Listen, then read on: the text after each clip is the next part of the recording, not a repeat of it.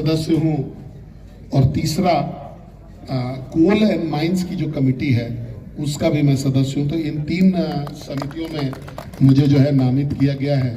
इसके लिए मैं माननीय स्पीकर महोदय को बहुत धन्यवाद देता हूँ कि फर्स्ट टाइम के सांसद को महत्वपूर्ण कमेटियों में जो दिया गया है, ये उस बात के लिए उनको बहुत बहुत धन्यवाद। अब जो विषय मेरे द्वारा रखे गए, आपको जो 7 विषय जो वहाँ पर रखा गया, पहला विषय था हजारीबाग में एम्स की स्थापना को लेकर के। हजारीबाग में हम सभी लोग जानते हैं कि चतरा, कोडरमा, हजारीबाग, नवादा, रामगढ़, इन सभी जगहों से पेशेंट्स जो है ये हजारीबाग आते हैं। ये 4-5 जिला और लगभग अगर कहिए तो लगभग 1 करोड़ आबादी का जो है ये मेडिकल का हब जो है इसको माना जाता है। और आज जो सबसे बड़ा समस्या हम लोग झेल रहे हैं वो है यहाँ से रेफरल का आपने भी कई बार प्रश्न इस पर उठाया है कि भाई पेशेंट को बिना मतलब का रेफर कर दिया जाता है। कोई पेशेंट गया और उसको जो है अगर जाने लायक है कि नहीं है तो रेफर कर दिया जाता है। तो अगर रेफरल भी हो, अगर एम्स हो या मेडिकल कॉलेज की स्थापना जो है यहाँ पर अगर हो गई है तो वो सुचारू रूप से चले, तो अगर सदर अस्पताल से उसको रेफर भी किया जाएगा तो वो हजारीबाग का हजारीबाग ही रहेगा, उसको रांची जाने का जहमत जो है वो नहीं करना पड़ेगा। दूसरा प्रश्न मैंने किया था रोड एक्सीडेंट्स को लेकर के, और रोड एक्सीडेंट्स में हम लोगों ने ब्लैक स्पॉट्स को विशेष रूप से चिन्हित करके हम लोगों ने बताया था कि ये ब्लैक स्पॉट्स है, इस पे आपको कार्रवाई करनी चाहिए।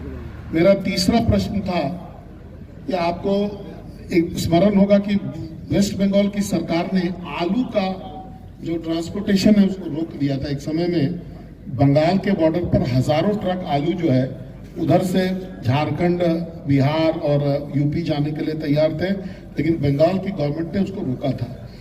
उसकी वजह से यहाँ पर जो है झारखंड में आलू का जो दाम है उसका बेतहाशा वृद्धि हो गई थी। तो हम लोगों ने इंटर स्टेट ट्रेड को हवाला देते हुए कि भाई अगर हमारे पास कोयला है, हम जाने से रोक दें, उनके पास आलू है वो आने से रोक दें, अगर राज्य के लोग यही काम करें तो नेशनल फीलिंग जो है वो भी मरेगा, साथ ही साथ जो है दाम का इम्बैलेंस हो जाएगा स्टेट टू स्टेट में। तो ये भी विषय हम लोगों ने उठाया था और मुझे हर्ष है कि सेंटर ने इस पर इनिशिएट किया था। बाद में ये मामला सॉर्ट आउट भी हो गया था। आज के दिन में ये आलू का परिचालन जो है चालू है। हजारीबाग में लंबित एयरपोर्ट के विषय को भी हमने उठाया था कि भाई एयरपोर्ट जो है सैंक्शन हो गया है, पैसा भी आ गया है, लेकिन अभी तक इसका काम चालू नहीं हुआ है। तो उसका रिटर्न में भी जवाब सामान्य मंत्री जी का मेरे पास आया है कि भाई लैंड एक्विजिशन की जिम्मेवारी राज्य सरकार की है और राज्य सरकार जैसे जमीन देगा हम लोग इस परियोजना को आगे लेकर के जाएंगे। आपको मैं स्मरण दिलाऊं कि जब मैं विधायक था तभी इस मैटर को हमने परसू किया था। इस मैटर को हम लोग आगे लेकर के गए थे। सरकार ने कमिटमेंट भी किया था कि हम 3 महीने में लैंड एक्विजिशन कराएंगे, लेकिन दुर्भाग्यपूर्ण तरीके से ये नहीं हो सका। आज भी ये जो है नहीं हो सका है, लेकिन हम लोग कॉन्स्टेंटली इसमें अपना प्रेशर बनाए रखेंगे। हम लोगों ने केंद्र से भी आग्रह किया है कि भाई अगर राज्य सरकार नहीं करती है तो आप पैसा दे करके इसके भूमि को अधिग्रहण करें, मतलब पैसा आप दें ताकि ये परियोजना जो है आगे बढ़ सके।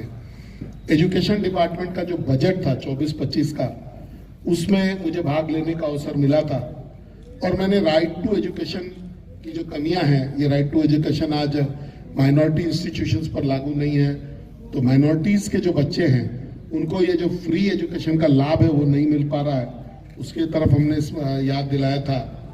आज जो बिल्डिंग के कलर्स है या जो शुक्रवार की जो छुट्टी हो रही है, यूनिफॉर्म देश कोई भी हो, छुट्टी एक दिन होना चाहिए।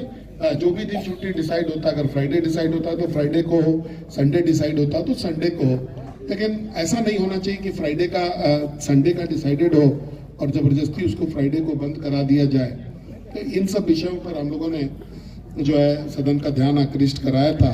और साथ ही साथ चूंकि ये कोयलांचल क्षेत्र है तो अपने रामगढ़ विधानसभा क्षेत्र के तहत हम लोगों ने मांग भी किया था कि भाई आप इसमें जो है एक ISM Indian school of mines खोलिए, ताकि यहाँ के बहुत सारे बच्चे और यहाँ बहुत सारी माइंस जो हैं यहीं पे, आप लोग धनबाद से आते हैं पढ़ करके यहाँ पे नौकरी ढूंढते हैं, तो यहाँ का बच्चा अगर यहीं पढ़ेगा तो शायद उसको रोजगार इजीली मिल सके। लेकिन अगला प्रश्न मेरा था बांग्लादेशी घुसपैठ जो हो रहा है उसको लेकर के कि भाई सरकार को संजीदगी दिखानी चाहिए और केंद्र सरकार और राज्य सरकार को मिल करके इसको जो है रोकने का प्रयास करना चाहिए। और जो बांग्लादेशी अभी यहाँ पर आकर के रह रहे हैं उनको चिन्हित करके वापस लौटने का जो है काम करना चाहिए। अगर वो नहीं लौटेंगे तो हमारे यहाँ के जो नौजवान हैं उनको जो है आगे रोजगार, उनका हक, उनका खाना, इन सब चीजों पर बाहरियों का, दूसरे देश के लोगों का कंट्रोल होना ये अच्छी बात नहीं है। उसके बाद हमने ट्रेन के विषय में भी कि हजारीबाग लाइन को दोहरीकरण किया जाए।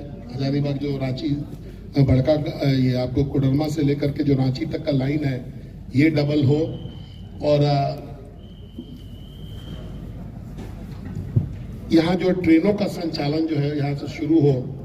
आपके ध्यान में होगा कि कोचिंग डिपो का निर्माण यहाँ पर हो रहा है और जब तक कोचिंग डिपो बन नहीं जाता अगले 1-1.5 साल में, तब तक ट्रेन का परिचालन यहाँ से शुरू नहीं हो सकेगा।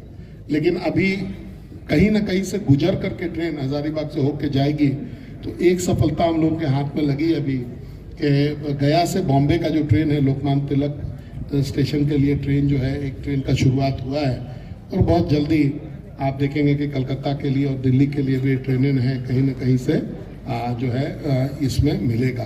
तो ये जो है